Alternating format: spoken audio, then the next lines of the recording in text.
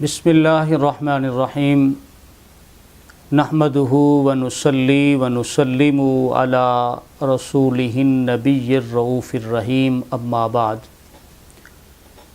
فاعوذ باللہ السمیع العلیم من الشیطان الرجیم بسم اللہ الرحمن الرحیم شہر رمضان الذی انزل فیہ القرآن صدق اللہ مولانا العظیم۔ معزز و محترم سامعین و ناظرین کرام، السلام علیکم ورحمۃ اللہ وبرکاتہ۔ اللہ جل مجدہ کا کروڑہا احسان و انعام ہے جس نے ہمیں زندگی میں ایک بار پھر یہ رحمتوں، برکتوں، بخششوں اور مغفرتوں اور سعادتوں والا ماہ رمضان المبارک نصیب فرمایا ہے۔ یہ عظیم مہینہ آپ سب کو مبارک ہو اور تمام مسلمانوں کے لیے اللہ کی طرف سے خوشخبری اور رحمتوں اور برکتوں والا ایسا مہینہ ہے جس کی برکات عام ہوتی ہیں۔ اللہ کی صبح شام رحمتوں کا نزول ہوتا ہے، نیکیوں کا ثواب کئی گنا بڑھا دیا جاتا ہے، لغزشیں، خطائیں معاف کر دی جاتی ہیں۔ اس ماہ مبارک میں دعائیں قبول کی جاتی ہیں، جنت کے دروازے کھول دیے جاتے ہیں، جہنم کے دروازے بند کر دیے جاتے ہیں۔ ناظرین کرام، آج کی گفتگو میں ہم حدیث پاک کی روشنی میں رمضان المبارک کے فضائل و برکات پر بات کر رہے ہیں۔ سنن نسائی صحاح ستہ کی مشہور اور معروف حدیث پاک کی کتاب ہے۔ کتاب الصیام میں حدیث ہے، نبی اکرم صلی اللہ علیہ وسلم نے ارشاد فرمایا، اتاکم رمضان شہر مبارک فرض اللہ علیکم صیامہ تفتح فیہ ابواب السماء وتغلق فیہ ابواب الجحیم وتغل فیہ مردۃ الشیاطین للہ فیہ لیلۃ خیر من الف شہر من حرم خیرہا فقد حرم۔ حضور نبی اکرم صلی اللہ علیہ وسلم نے فرمایا کہ تمہارے پاس رمضان کا مبارک مہینہ آیا ہے، اللہ نے تم پر اس کے روزے فرض کیے ہیں۔ اس مہینے میں آسمان کے دروازے کھول دیے جاتے ہیں، جہنم کے دروازے بند کر دیے جاتے ہیں، شریر جن و شیاطین کو قید کر دیا جاتا ہے۔ اس ماہ مبارک میں اللہ تعالیٰ کی طرف سے ایسی بابرکت رات ہے جو 1000 مہینوں سے افضل اور بہتر ہے، یعنی شب قدر۔ فرمایا جو اس کے ثواب سے محروم رہا حقیقتاً وہ محروم رہا۔ اسی طرح حضرت سیدنا ابو ہریرہ رضی اللہ تعالی عنہ سے روایت ہے، جسے امام بخاری نے صحیح بخاری میں باب و صفت و ابلیس و جنودہ میں اس حدیث کو ذکر کیا ہے کہ حضور نبی اکرم صلی اللہ علیہ وسلم نے ارشاد فرمایا اذا دخل رمضان، جب ماہ رمضان داخل ہوتا ہے، ماہ رمضان کے آتے ہوئے اللہ تعالیٰ کچھ فیصلے فرماتا ہے۔ پہلا فیصلہ اللہ تعالیٰ یہ فرماتا ہے فتحت ابواب الجنہ، جنت کے دروازے کھول دیے جاتے ہیں۔ فتحت ابواب الجنہ، جنت کے دروازے کھول دیے جاتے ہیں۔ دوسرا فیصلہ اللہ تعالیٰ یہ فرماتا ہے وغلقت ابواب جہنم، اور جہنم کے دروازے بند کر دیے جاتے ہیں۔ وسلسلت الشیاطین، تیسرا فیصلہ اللہ تعالیٰ یہ فرماتا ہے کہ شیطانوں کو زنجیروں میں جکڑ دیا جاتا ہے۔ تو ناظرین محترم، اللہ تعالیٰ رمضان المبارک کے آتے ہی جنت کے دروازے کھول دیتا ہے، جہنم کے دروازے بند کر دیتا ہے، شیاطین کو زنجیروں میں باندھ دیا جاتا ہے۔ معنی یہ ہے کہ لوگوں، رمضان المبارک کے آتے ہی دیکھ لو کہ اللہ نے تو تمہارے لیے جنت کے دروازے کھول دیے ہیں۔ جنت کے دروازے کھول دینے میں اشارہ اس جانب ہے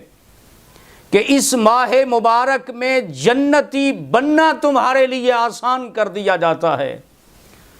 وہ اعمال جو جنت میں جانے کا سبب بنتے ہیں، جو بخشش کا سبب بنتے ہیں، جو مغفرت کا سبب بنتے ہیں، جو جنت کے درجات کا باعث بنتے ہیں، وہ اعمال اس مہینے میں عام ہو جاتے ہیں۔ اور جہنم کے دروازے بند کر دینے میں اشارہ اس جانب ہے کہ وہ گناہ کبیرہ، وہ اللہ کی نافرمانی جو جہنم کا باعث ہیں، ان اعمال کی بڑی حد تک کمی ہو جاتی ہے۔ یعنی اس مہینے میں جنتی بننے کی گنجائش زیادہ اور جہنمی بننے کی گنجائش کم ہو جاتی ہے۔ تیسرا فرمایا کہ شیاطین کو زنجیروں میں پکڑ کے باندھ دیا جاتا ہے۔ یعنی خارجی ایک دشمن ہے، عامل ہے جو انسان کو گناہ کرواتا ہے، انسان سے غلطی ہو جاتی ہے، شیطان کے بہکاوے سے، شیطان کے ورگلانے سے، شیطان کے وسوسوں سے انسان غلطیاں کر بیٹھتا ہے۔ تو فرمایا لوگوں، رمضان کے آتے ہی ہم نے شیطان کو بھی بند کر دیا،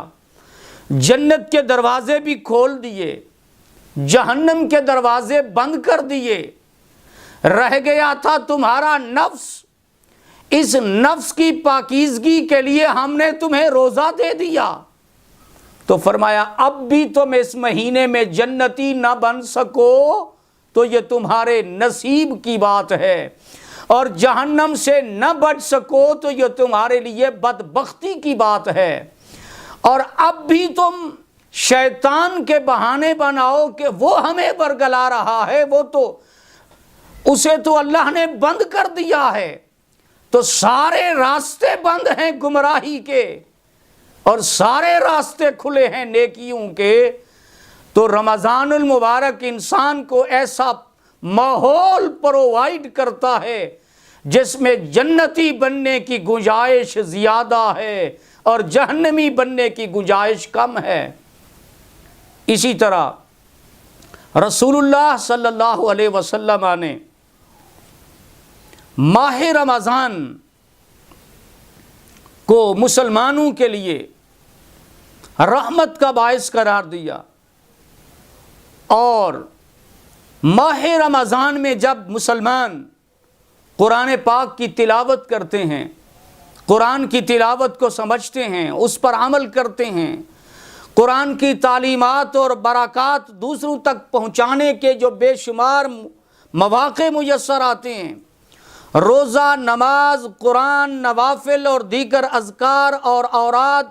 انسان کے اندر تقوی اور خوف الہی پیدا کرنے کا سبب بنتا ہے،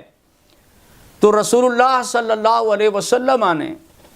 اپنے متعدد فرامین میں ماہ رمضان کے مزید فضائل بیان کیے ہیں، جو سنیے تاجدار کائنات صلی اللہ علیہ وسلم کے ارشادات کی روشنی میں امام طبرانی نے اور امام بہقی نے شعب الایمان میں اور امام طبرانی نے المعجم الاوسط میں، امام دیلمی نے اسے مسند الفردوس میں، امام منذری نے اسے الترغیب والترہیب میں، اور امام حیثمی نے اسے مجمع الزوائد میں اس حدیث کو بیان کیا کہ حضرت عمر بن خطاب رضی اللہ تعالی عنہ فرماتے ہیں کہ رسول اللہ صلی اللہ علیہ وسلم نے ارشاد فرمایا، ذاکر اللہ فی رمضان مغفور لہ، حضور نے فرمایا کہ اس ماہ میں اللہ تعالی کا ذکر کرنے والا بخش دیا جاتا ہے، اللہ کی یاد کرنے والے کو اس مہینے میں بخش دیا جاتا ہے، اللہ کا ذکر، اذکار، تسبیح، تحلیل، رب کی یاد، رب کا ذکر بخشش کا باعث ہوتا ہے۔ اور حضور نے فرمایا وَسَائِلُ اللَّهِ فِيهِ لَا يَخِيبُ، ماہ رمضان میں اللہ سے مانگنے والوں کو نامراد نہیں کیا جاتا، یعنی جو ماہ رمضان میں دعائیں کرتا ہے اللہ اس کی دعاؤں کو رد نہیں کرتا، تو لہٰذا یہ مہینہ دعائیں مانگنے کا ہے اللہ کے حضور، اور یہ مہینہ اللہ کی یاد اور اللہ کے ذکر کا ہے کہ اس مہینے میں اللہ کے ذاکر کی بخشش ہوتی ہے اور اللہ کے حضور دعائیں مانگنے والوں کو محروم نہیں کیا جاتا۔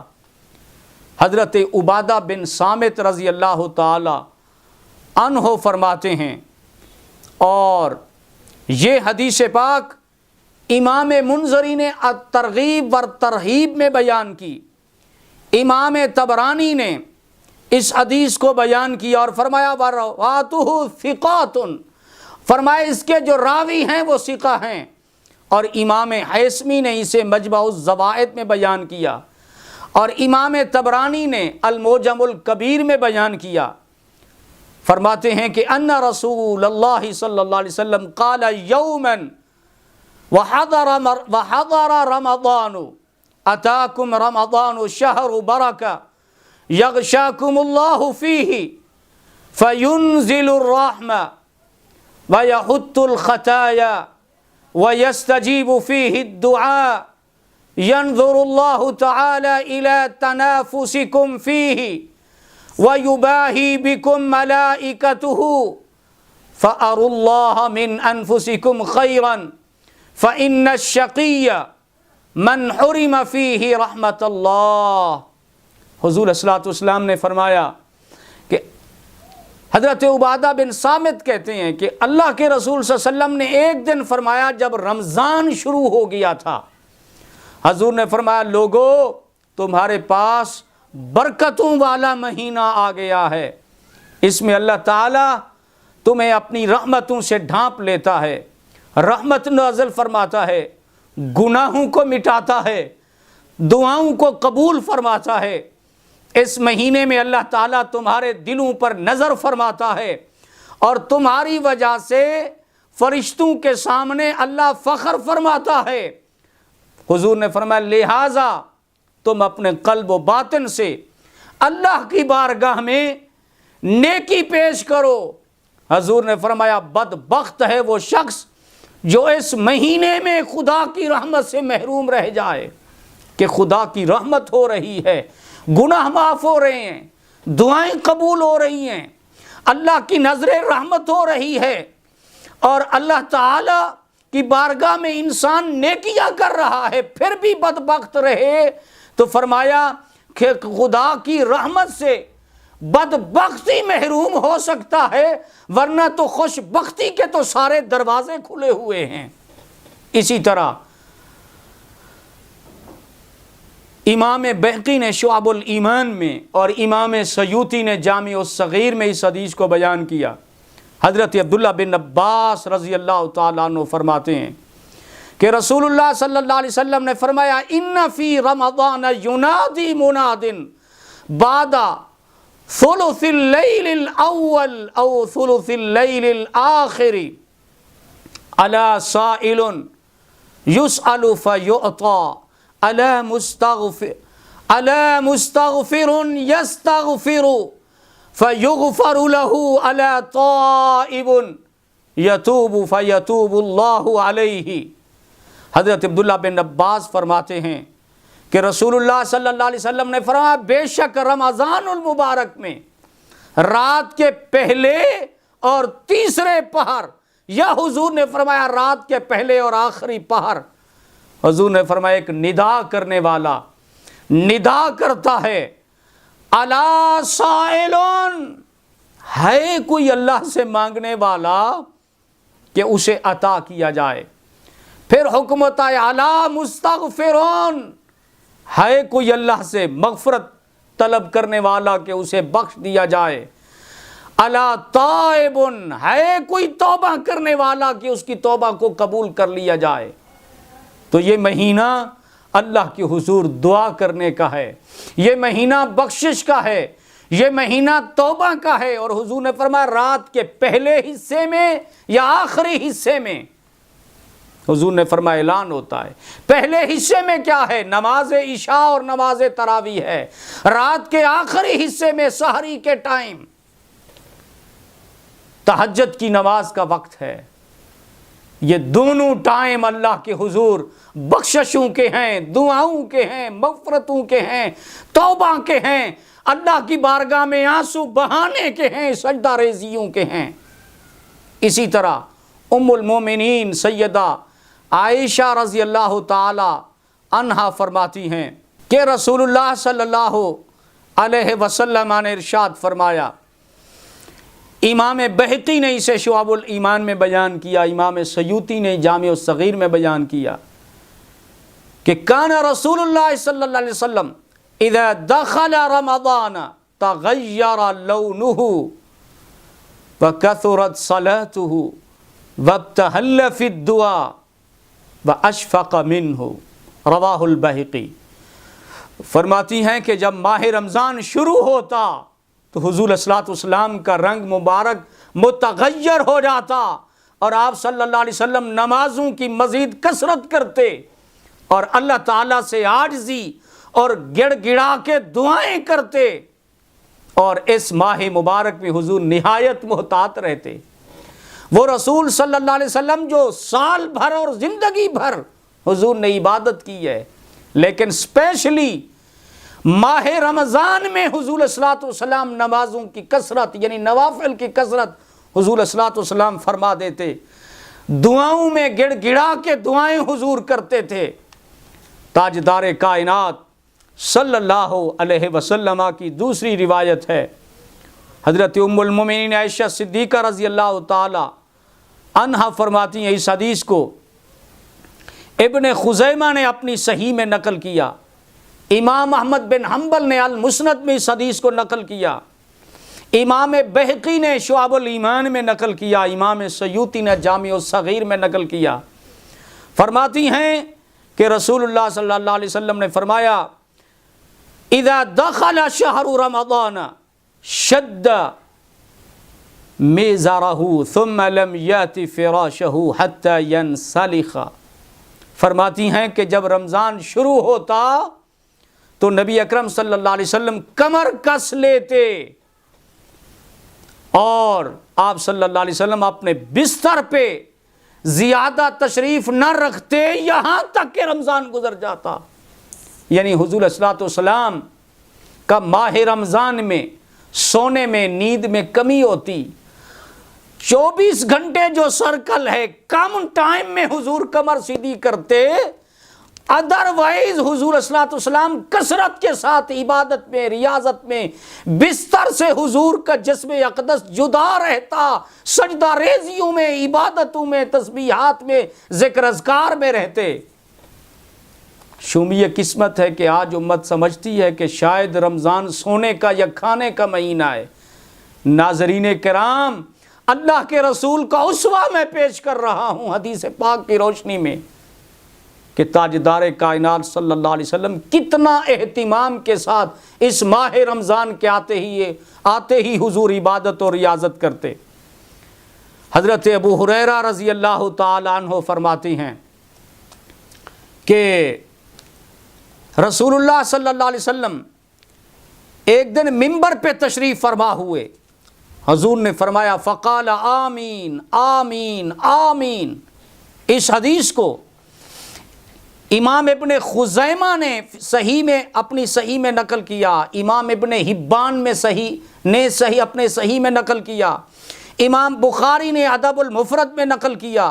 امام بزار نے اپنی مسند میں نقل کیا، امام ابو یعلا نے اپنی مسند میں اس حدیث کو روایت کیا،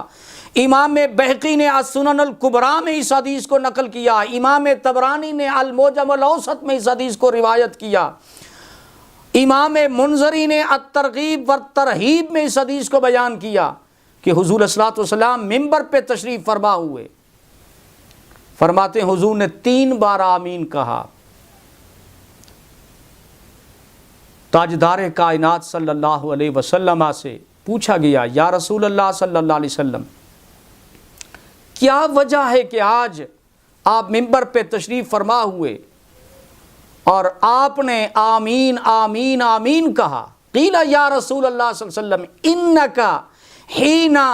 صعدت المنبر قلت آمین آمین۔ حضور نے فرمایا ان جبرائیل علیہ السلام اتانی فقال من ادرک شہر رمضان ولم یغفر له فدخل النار فابعدہ اللہ قل آمین۔ حضور فرماتے ہیں کہ جبریل علیہ السلام میرے پاس تشریف لائے جب میں منبر پہ بیٹھا، حضور فرماتے ہیں جبریل کہنے لگے یا رسول اللہ صلی اللہ علیہ وسلم جس شخص نے ماہ رمضان کو پایا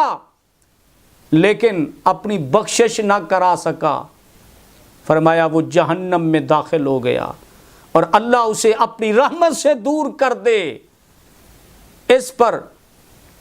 جبریل نے کہا اے حبیب خدا صلی اللہ علیہ وسلم آپ کہہ دیں آمین۔ تو ناظرین کرام، حضور علیہ الصلوۃ والسلام نے اس شخص کے لیے جبریل کے کہنے پر حضور نے آمین کہہ دی جسے رمضان بھی ملا، راتیں بھی ملی، رات کے پہلے حصے بھی ملے، آخری حصے بھی ملے، سحر بھی ملے، افطاریاں بھی ملیں، جسے قرآن پڑھنے کا موقع بھی ملا، دعائیں مانگنے کا موقع بھی ملا، جسے ذکر اذکار کا موقع بھی ملا، تلاوت قرآن کا موقع بھی ملا، توبہ کرنے کا موقع بھی ملا، جس کے لیے اللہ نے جنت کے دروازے بھی کھول رکھے تھے، جہنم کے دروازے بند کر رکھے تھے، شیطان کو بھی زنجیروں میں پکڑ کے باندھ رکھا تھا، سارے ماحول بخشش کے، مغفرت کے، رحمت کے، جنت کے، جہنم سے بچنے کے، جنت میں داخل ہونے کے سارے ماحول مل چکے تھے، پھر بھی اس بندے کی بخشش نہ ہو سکی۔ اور حضور نے فرمایا بدبخت محروم، اگر وہ ماہ رمضان میں بھی اس کی بخشش نہیں ہوئی اور اس نے بخشش کے لیے کچھ نہیں کر سکا اور جہنم میں چلا گیا ہے، رمضان ملنے کے باوجود بھی جنت نہیں پا سکا اور جہنم سے بچ نہیں سکا، تو فرمایا اسے خدا اپنی ذات سے دور کر دے، اسے جہنم ہی میں جا ڈال دے۔ اس پر کہا گیا یا رسول اللہ آپ اس پر آمین کہہ دیں کہ کتنا بدبخت ہے وہ شخص جسے رمضان ملا پھر بھی ماحول کے باوجود جہنمی بن گیا ہے۔ اللہ تعالیٰ کی حضور ناظرین دعا ہے کہ رب کائنات ہمیں اس مبارک مہینے کے مبارک لمحات، عبادت، ریاضت، تسبیحات، قرآن کی تلاوت، تراویح، نمازیں، دعائیں، توبہ، استغفار، تہجدیں،